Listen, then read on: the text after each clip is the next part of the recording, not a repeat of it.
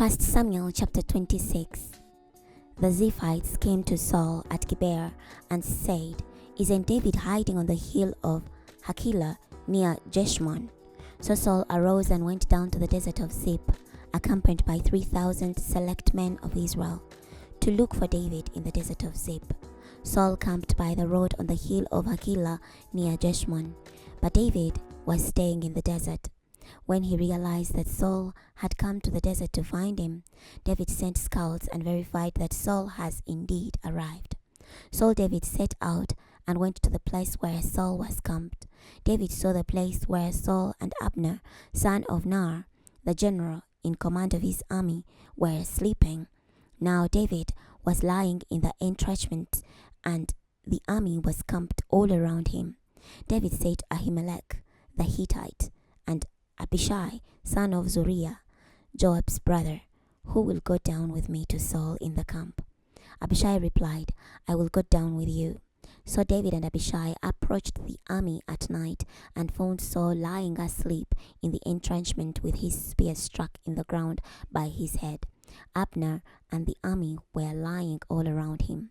Abishai said to David, "Today God has delivered your enemy into your hands.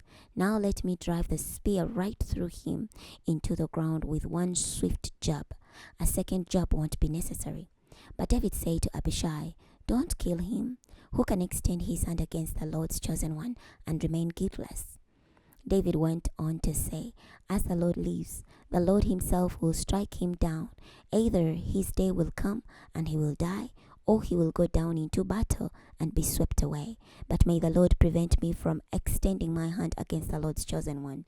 Now take the spear by Saul's head and the jug of water, and let's get out of here." So David took the spear and the jug of water by Saul's head, and they got out of there. No one saw them or was aware of their presence or woke up. All of them were asleep, for the Lord had caused a deep sleep to fall on them. Then David crossed to the other side and stood on the top of the hill, some distance away. There was a considerable distance between them. David called to the army and to Abner, son of Ner, "Won't you answer, Abner?" Abner replied, "Who are you, that you have called to the king?" David said to Abner, "Aren't you a man? After all, who is like you in Israel? Why then haven't you protected your lord the king? The soldiers came to kill your lord the king. This failure on your part isn't good. As surely as the Lord lives, you people who have not protected your Lord, the Lord's chosen one, are as good as dead. Now look where the king's spear and the jug of water that was by his head are." When Saul recognized David's voice, he said, "Is that your voice, my son David?" David replied, "Yes, it's my voice, my lord the king." He went on to say, "Why is my lord chasing his servant? What have I done? What wrong have I done? So let my lord the king now listen to the words of his servant. If the Lord has incited you against me, may he take delight in an offering. But if men have instigated this, may they be cursed before the Lord. For they have driven me away this day from being united with the Lord's inheritance, saying, 'Go on, serve other gods.'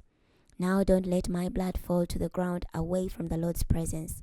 For the king of Israel has gone out to look for a flea the way one looks for a partridge in the hill country." Saul replied, "I have sinned. Come back, my son. I won't harm you. For you treated my life with value this day. I have behaved foolishly and have made a very terrible mistake." David replied, "Here is the king's spear. Let one of your servants cross over and get it. The Lord rewards each man for his integrity and loyalty. Even though today the Lord delivered you into my hand, I was not willing to extend my hand against the Lord's chosen one. In the same way that I value your life this day, may the Lord value my life and deliver me from all danger." Saul replied to David, "May you be rewarded, my son David. You will, without question, be successful." So David went on his way, and Saul returned to his palace. Chapter 27. David thought to himself, "One of these days I'm going to be swept away by the hand of Saul. There is nothing better for me than to escape to the land of the Philistines. Then Saul will despair of searching for me through all the territory of Israel, and I will escape from his hand."